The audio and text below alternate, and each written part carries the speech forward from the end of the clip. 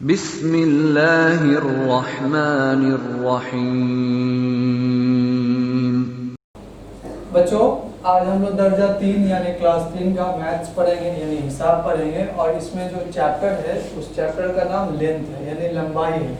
तो देखो बच्चों, लंबाई के बारे में अगर हम बात करेंगे तो लंबाई जो भी चीज़ है अगर हम उसको नाप सकते हैं तो वो लंबाई कहला सकती है। जैसे वो लंबा कहने का मतलब है कि ये पेन है, ये कलम है, तो ये कितना लंबा है, 1 metre, 2 metre, 3 metre, 4 metre, 5 metre.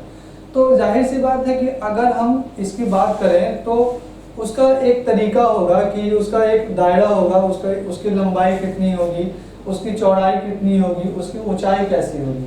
तो इस टॉपिक में, इस चैप्टर में हम लोग लेंथ के बारे में समझने की कोशिश कर रहे हैं। तो देखिए बच्चों, यहाँ पे हमने कुछ चीज़ें दी है। ये अगर हम एक ऐसे ओवर एक लाइन दे रहे हैं, ठीक है, तो जाहिर सी बात है कि अगर हम इसके बारे में बात करें 1, 2, 3 और 4, तो देखिए बच्चों, जब लेंथ के बारे में हम बात करते हैं तो लेंथ को या तो मीटर में, या तो सेंटीमीटर में, या तो किलोमीटर में हम नापते हैं। तो अब कहने का मतलब है लेंथ को क्या मीटर में नापेंगे या तो सेंटीमीटर में नापेंगे, और स्पीड को हम लोग किलोमीटर में नापते हैं, लेकिन फिर भी मीटर तो आएगा ही। तो जाहिर सी बात है कि अगर 1 मीटर अगर हम बात करेंगे तो जैसे 1 मीटर बराबर 100 सेंटीमीटर होता है। क्या होता है? 1 मीटर बराबर 100 सेंटीमीटर।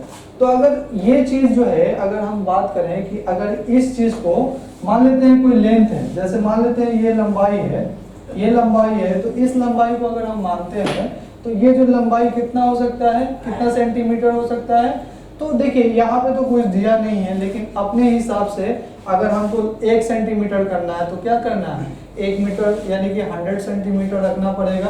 100 सेंटीमीटर का मतलब अगर हमको 1 मीटर जाना है तो ये अगर 1 मीटर है तो ये जाहिर सी बात है कि अगर 1 मीटर अगर ये है तो ये क्या हो सकता है बच्चों, इसको हम लोग 2 मीटर कर सकते हैं।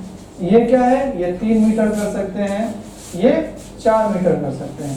तो जाहिर सी बात है कि अगर हम मीटर के बारे में बात करेंगे, लेंथ के बारे में बात करेंगे, तो जाहिर सी बात है कि जो लेंथ होगी, जो लंबाई होगी, वो कुछ भी हो सकती है। जैसे हम खड़े हैं तो आप कितने लंबे हैं, कितने फुट हैं, तो ये फुट को भी हम लोग लंबाई में ये करेंगे।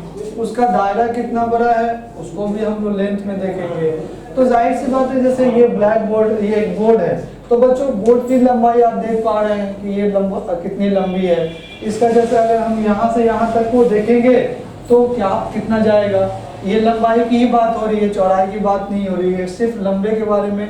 जैसे हम कितने लंबे हैं, आप कितने लंबे हैं। तो लंबाई का मतलब ये हो सकता है बच्चों कि जब भी अगर आप किसी भी चीज़ को नापते हैं तो उसका एक दायरा होगा, वो या मीटर होगा या सेंटीमीटर होगा, उसका अलग अलग तरीका होता है, जैसे kilo, hecto, deca metre, deci, centi milli. तो जाहिर सी बात है कि जैसे अगर हम मिलीलीटर की बात करें तो उसका भी एक लेंथ होगा, लंबाई होगा। जैसे मान लीजिए कि अगर हम इसमें क्या बोलते हैं कि पानी डाल दिया, बहुत सारा ये एक बॉक्स है, इसमें हमने पानी डाल दिया, तो अगर हम पूछेंगे कि ये जो बॉक्स है वो कितना लंबा है, तो आप क्या कीजिएगा, उसको नापिएगा ना बच्चों। तो जो नापते हैं, जो उस लंबाई को नापते हैं, उसी को क्या कहते हैं, हम लेंथ कहते हैं।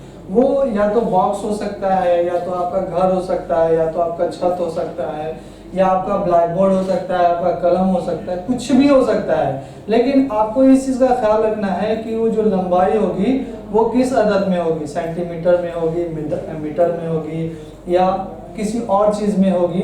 बच्चों, आप जैसे जैसे क्लास आगे बढ़ेंगे इसके बारे में आप अच्छे तरीके से समझ पाएंगे।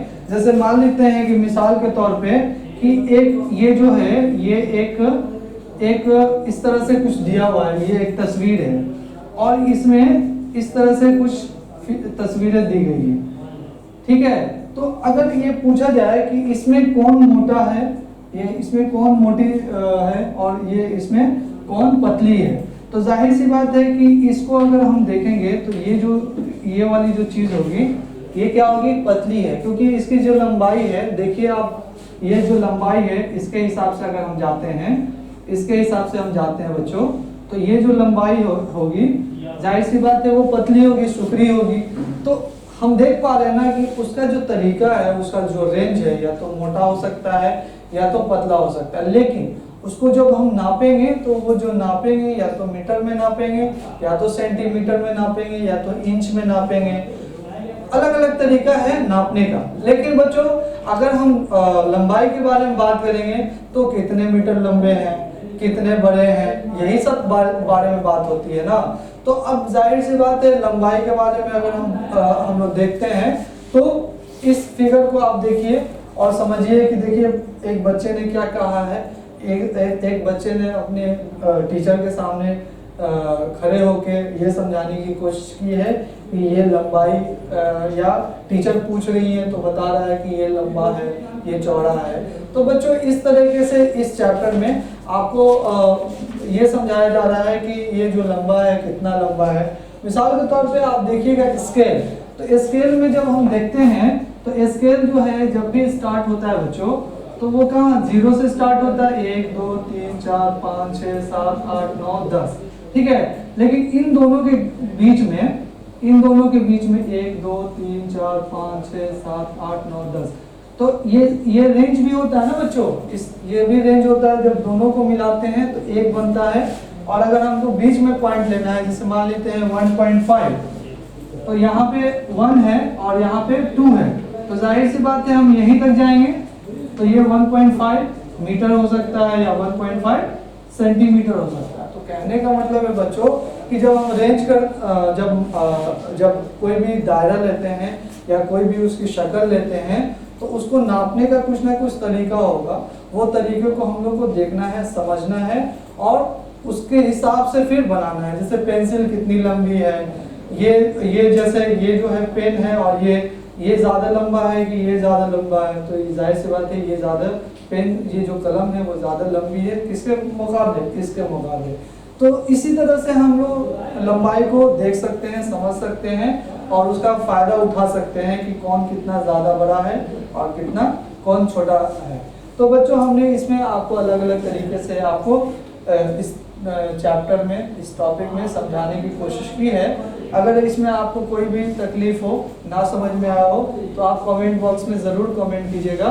इंशाल्लाह इसका आपको सही तरीके से या तसफ़्फ़ी बख्श जवाब देने की कोशिश की जाएगी।